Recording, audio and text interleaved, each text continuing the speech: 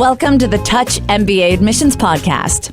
Do you need help figuring out which schools to apply to or how to get into the world's top MBA programs? Hey, you're not alone. Join thousands of others on this podcast and on our site, touchmba.com, as they seek the admissions edge. And now, here's your host, Darren Joe.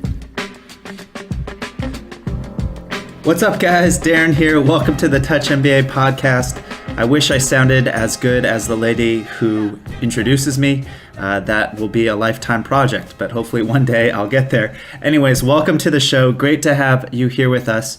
For those of you who are listening for the first time, what we do here is interview admissions directors, students, and alumni from the world's top business schools, also career services directors, and sometimes admissions consultants, to give you an inside track into what makes many of these MBA programs different and also help you get in to your dream schools. This week, I'd like to focus on your extracurriculars. That's right. That's usually the bottom third of your resume when you're discussing your interests or activities or volunteering experience or additional information, personal. Even though it only occupies a small little space in your application, I think it can be really important and really help differentiate you. And every little bit matters in your application these days. So I hope to give you, three big questions to think about in terms of how to present your extracurriculars, and also give you some examples of what successful students have used to get into their target schools. Before I jump into the episode, we do have a website at touchmba.com, and there's lots of free resources that you can benefit from over there. Our most popular one is that you can actually get free expert feedback on your profile. What we do is we let you know, for example, how AdComs will view your profile in terms of strengths and weaknesses. We also give you best fit school recommendations based on the criteria that are important to you, and assess your competitiveness at your target MBA programs. That's all for free at touchmba.com. It's the middle of September. We're seeing a lot more applicants. I think it's really crunch time in terms of applicants figuring out where to apply. We'd be happy to help you out there for free. touchmba.com, go check it out. Don't not take advantage of that free resource. All right, so let's talk about extracurriculars. I don't think applicants should treat their extracurriculars as an afterthought, as a footnote to their work experience and to their education. This is an important space that you can use to really differentiate yourself from many other applicants. So this episode will be about thinking hard about what to present in that space, which is, again, usually at the bottom of your CV or in your online application data. Many schools ask for this information there as well. Let me just give one disclaimer before we jump into the questions. There is no perfect activity.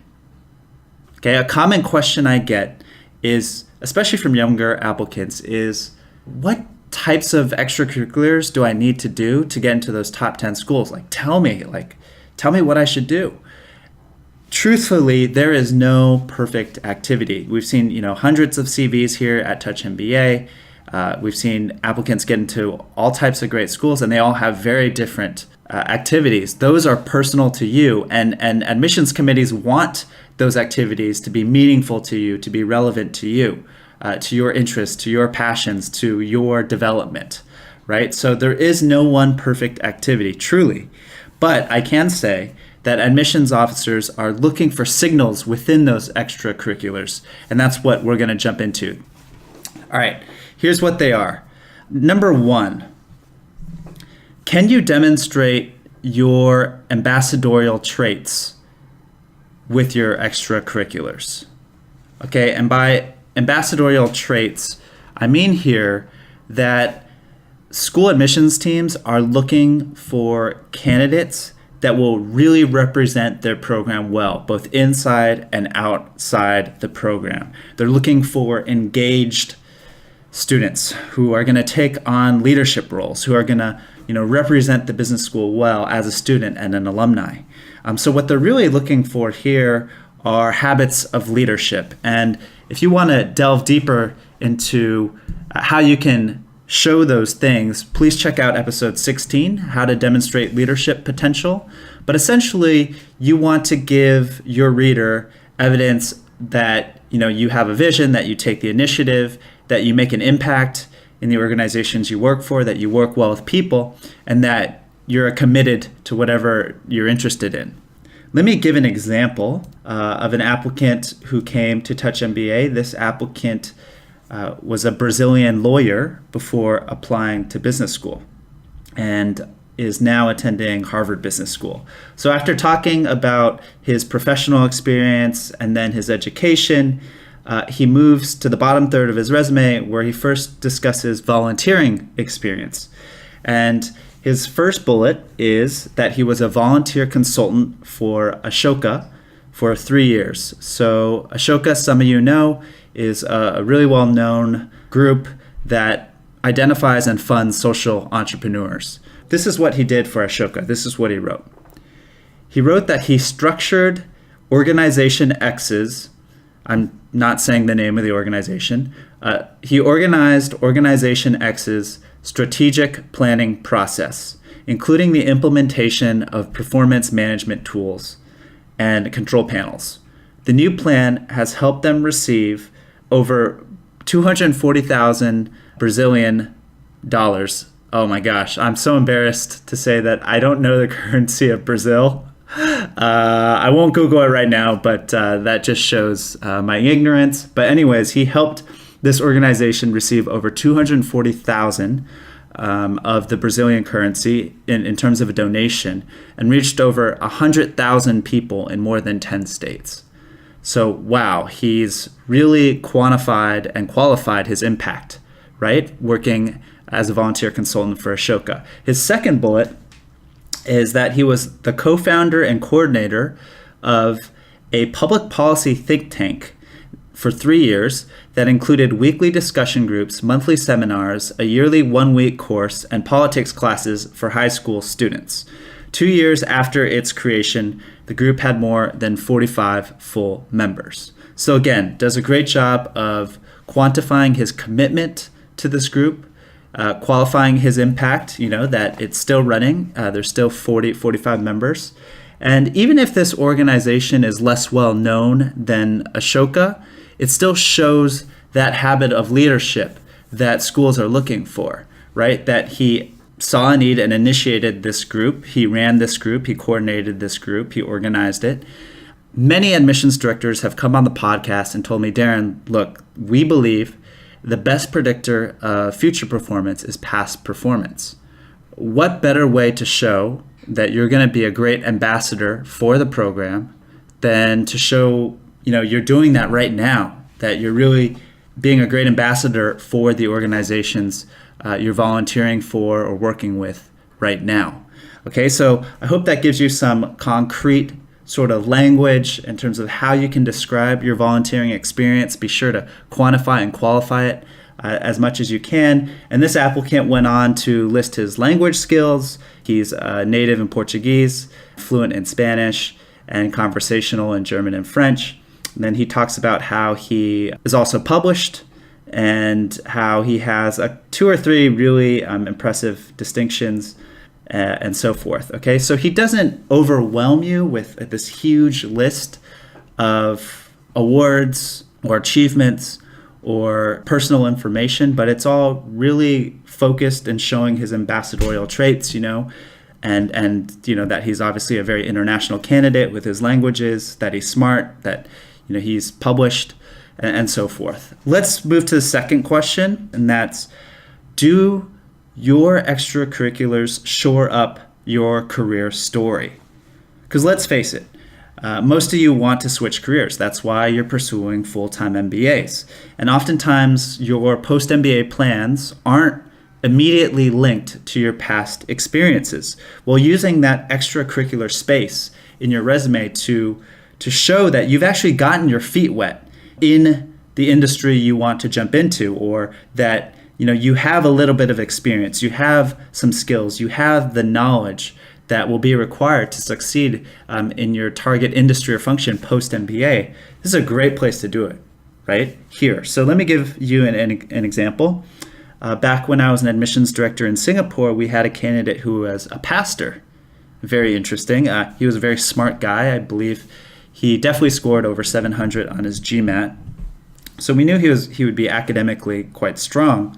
But this candidate, wanted to get into finance, but his whole working career, he'd been a pastor. Well, he did something really smart, which was in his extracurricular section under interests, he wrote how he had been managing his family's investments since college. So over a period of 6 years, and he went into detail in terms of, what that commitment was like, in terms of how many hours he was working weekly, in terms of, the amount he was managing, which was sizable, and his results. This is a really smart way for this applicant to convey to the admissions committee, especially the career services director who was on the admissions committee, that, he dipped his toe in the water, so to speak, that he, had some background in finance, that he's actually been, investing for over 6 years.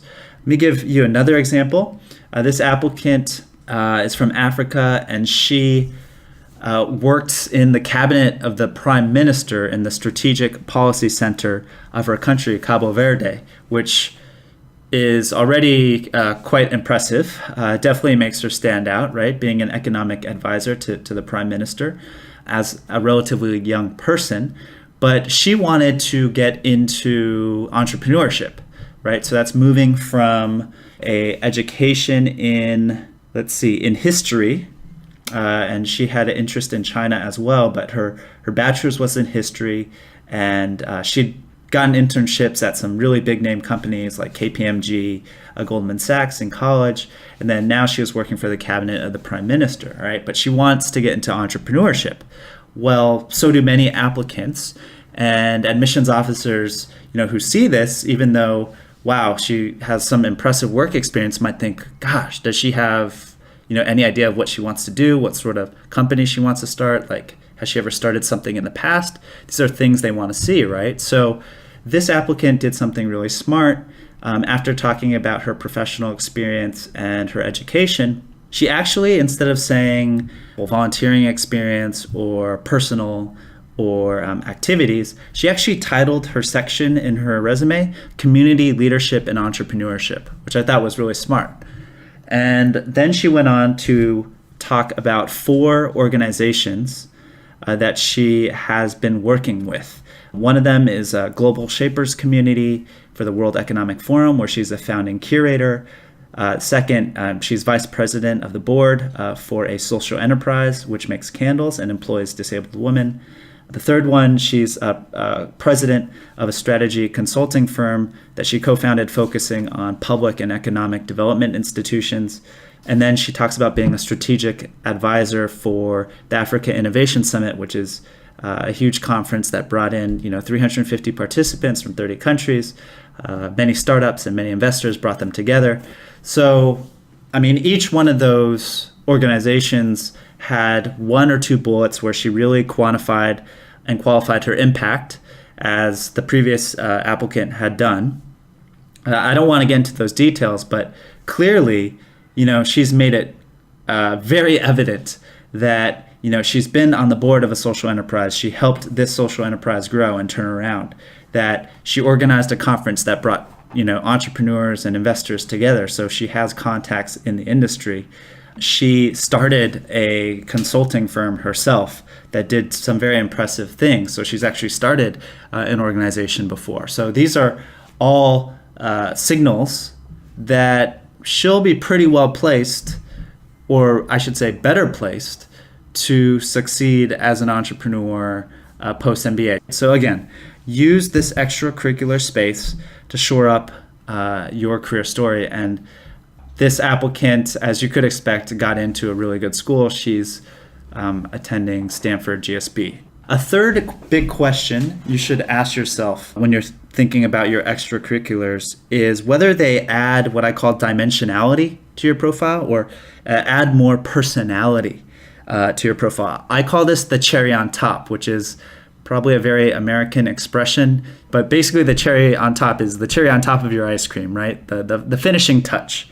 The idea is to, add a dimension, add some surprise, add an interesting wrinkle or twist something to talk about to your profile that will, cause your reader to kind of perk up and take notice, or would be, something fun to talk about during your interview, that shows more of your personality.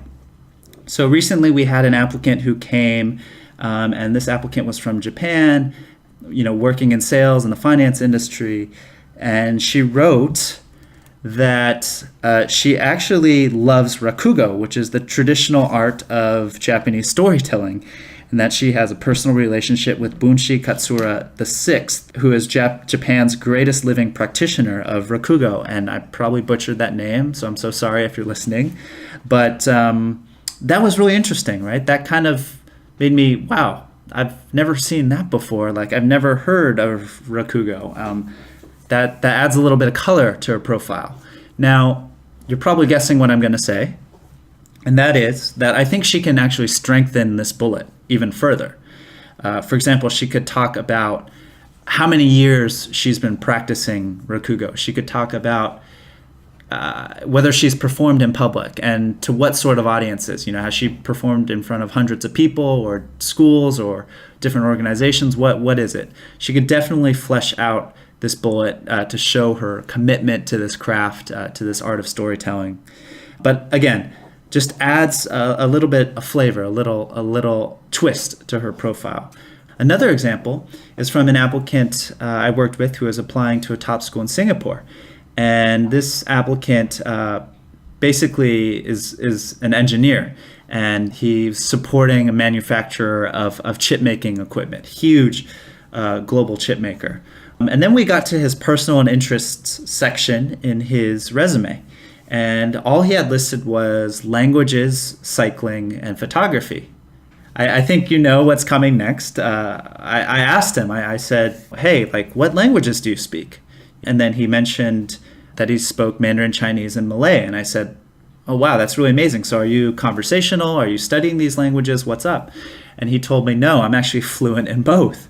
Well, then write that, right? So he wrote languages, fluent in Mandarin, Chinese, and Malay. Then I did the same thing with cycling. Are you an amateur cyclist? Do you compete? And then he told me something really interesting. He said, I actually build my own foldable bicycles, and I organize a small group of friends, and we go on these 120-kilometer rides around Singapore. And I thought, wow, that is so interesting. That's so cool. You definitely need to write that. So he wrote that. Then we talked about his photography, and it turns out, after a couple questions, that he's been taking pictures of landscape and scenery for the past 5 years and has a portfolio online.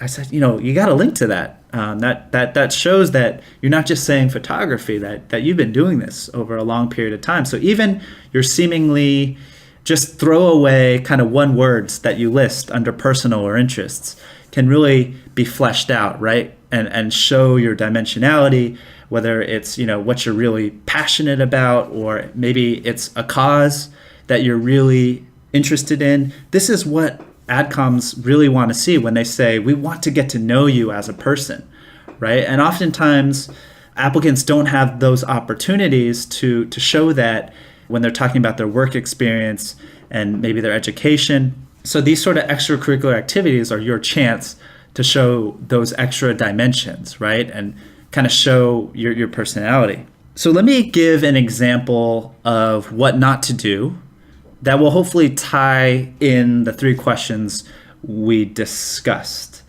These are achievements that were listed by an applicant, a really strong applicant, I may say, but I think this applicant can really improve his extracurricular section. So this is what he wrote. After talking about his education and his professional experience, this is what he said. That he received an annual service star from an investment company in his country, which is Mongolia. That he was the recipient of a scholarship from the Prime Minister of Mongolia. That he got first place in a student scientific conference from a certain university. That he was recipient of a scholarship from another bank, and that he got first place as the best student of finance and economics in a reality competition, and so forth. And he goes on to list 2 or 3 more bullets. Can you hear the difference? This applicant clearly is smart. He's won a lot of competitions. He's won scholarships. So that definitely boosts his academic case, no doubt. But again, do these achievements that he's listed, do they demonstrate his ambassadorial traits that no doubt the top schools are all looking for? Do these bullets, shore up his career story in terms of what he wants to do? Do they add sort of dimension and personality to his profile? What I get from those bullets are, wow, this guy's smart, right? So maybe that's important for him to convey. But in his case, he has already a really strong GMAT. He went to a top school in his country. So I think he could better use this space in his resume, right? When he says he got an annual service star from an investment company, what does that mean, right? Does that mean that he was the only employee in his company to win the service star? Or when he got this recipient from the prime minister, when he got this scholarship from the prime minister of his country, did this cover his entire undergraduate education? What was it for? Was it for being, the top performing student? What was the scholarship for? I don't know. These details could add a lot of color, right? Or when he got a first place at the student scientific conference, what does that mean? Were there 1,000 students in the competition? What did he get first place for? Was it for something really groundbreaking that he brought forth? Again, another opportunity to add some color. I hope you get the point.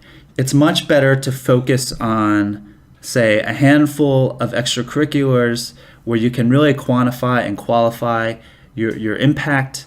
That shows your commitment, and of course that strengthens your core positioning of your application, whatever that is.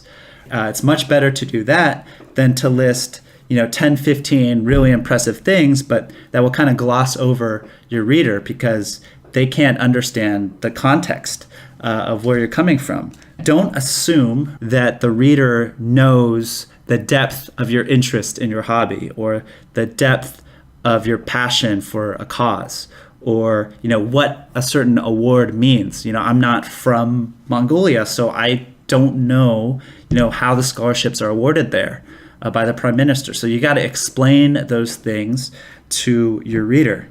I really hope that these 3 questions kind of help structure your thinking in terms of how to present your extracurriculars. I hope you find this helpful. If you do have questions, this is a conversation. You can go to this episode. So for every episode, we have write-ups on our website at Touch MBA. This one will be at touchmba.com/extracurriculars. And if you go there, you can leave your questions in the comments, and I'll try to help out the best I can. So yeah, things to think about when you're putting the final touches on your CV, and we'll see you next week.